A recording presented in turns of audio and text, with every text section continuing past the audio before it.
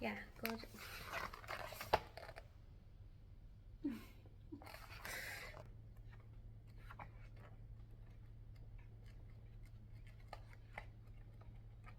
Objectively beautiful. Disclosure, I forgot I had this book. Hi, welcome or welcome back to At Home with Cici. I am Cici, mama to 3 of the best humans on the planet, and among other things, a homeschooling parent. This channel is about home education, family, and motherhood. Okay, so I was just going to sort out our bookshelves because we've had a few new arrivals into the house, literature-wise. So before I put those away, I wanted to share with you what's new for our homeschool specifically. So I think I'm going to film it all now and then split them up into more concise videos, easier to watch. So look out for all of those. And let's get into it.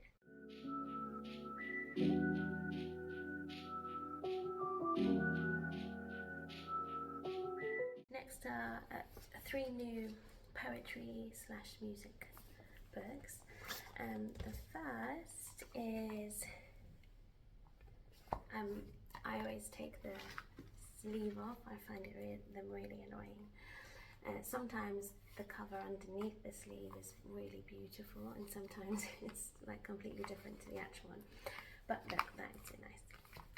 So this is the Book of Animal Poetry, National Geographic, and it is literally beautiful real images of animals and then poems to go with each one. So this is perfect for when we want to be making our own poems, when we're doing some poetry study, art study as well, so we can look at the lifelike images and try and draw our own. So these are really great for poetry and nature study.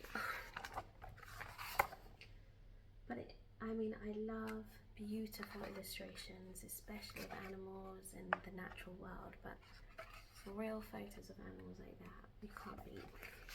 And it's rare to find such gorgeous ones. And it's not just a poem per page actually, or per animal, there's more than one, which is lovely. Oh, what lizard. How cute. Yeah, gorgeous. Very cute, very cute. So these are lovely, and the poems are short, so there's a lot we can do reading and then repeating, reciting, and then maybe continuing or creating our own from them, and then obviously the drawing and artistic study as well, and maybe taking our own photographs. So there's a lot we can do with this poetry book. Again, this was secondhand. Then we have, I wanted to get this for a while, this is by Joseph Coelho, who does Lunar Love Stories and so many other stories. We went to a book, like, reading of his, and then we got to meet him and have one of my little one's books signed, and he was really lovely to her and had a nice little conversation.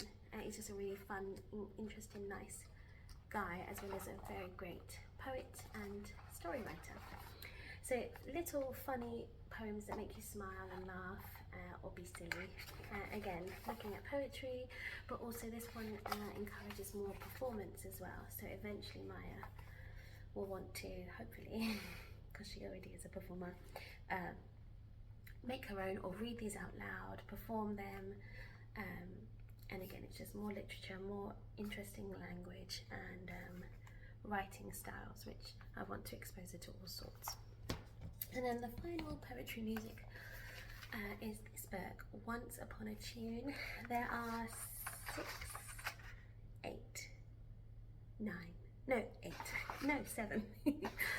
7 stories related to a famous piece of music.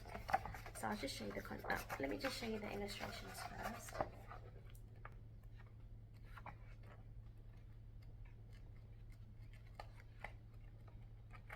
objectively beautiful. And then the contents page. So a story based on the music, which is very interesting. My little one loves dancing to classical and orchestral music, so it's nice to have the stories to go on with them. As she gets older, we might do more of a study related to this book. Then we have some random ones. These are just another few more recent books. This one is not as new as some others, but we still haven't looked at it yet. And this is The Boy Who Grew a Forest, the true story of Jada Payeng in India. So when we do our Asia unit study in the end of the summer/autumn, we'll be looking at this book and doing, we have also a Blossom and Root book seeds, essentially literature guide to go along with it, which has lots of activities, STEM activities, maths activities, oh no, yeah, STEM is maths, STEM activities that go along with the story. This, another second-hand book of migration, so story of all the animals that migrate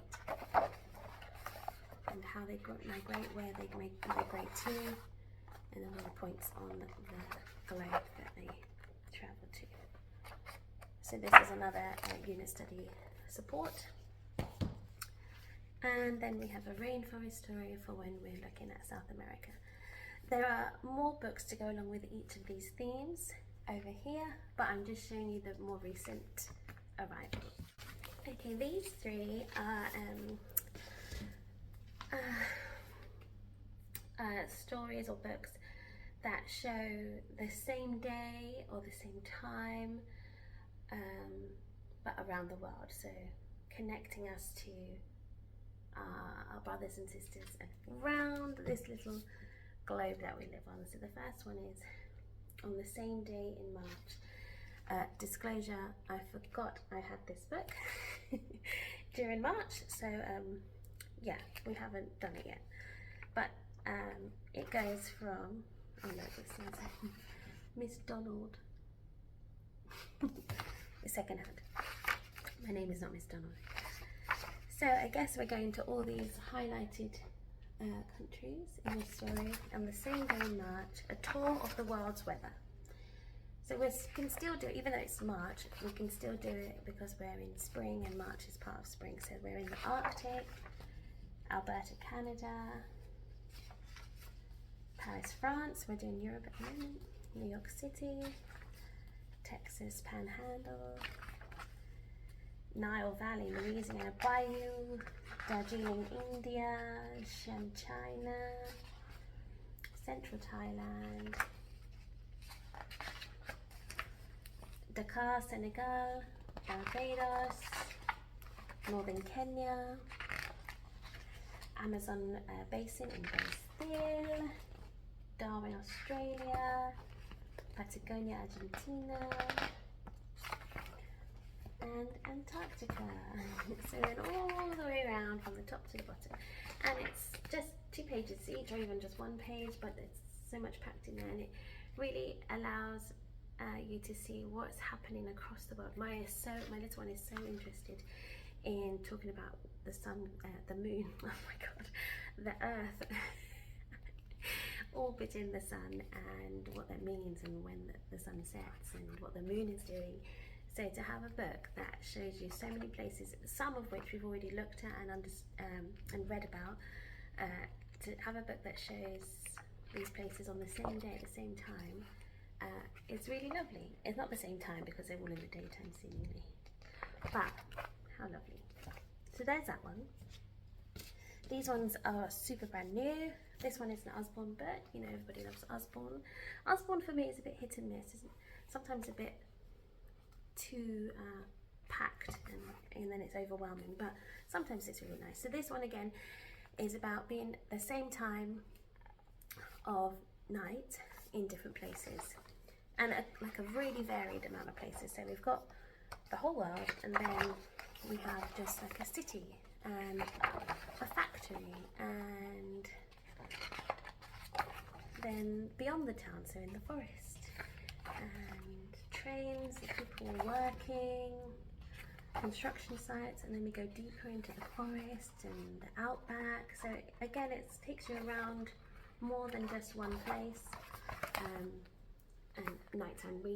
In February we're doing nighttime sky and trees. We're doing nighttime sky and trees, and this book would have been great then. We do have other nighttime themed books, but this one is really nice because it's showing the natural world, but also the human-made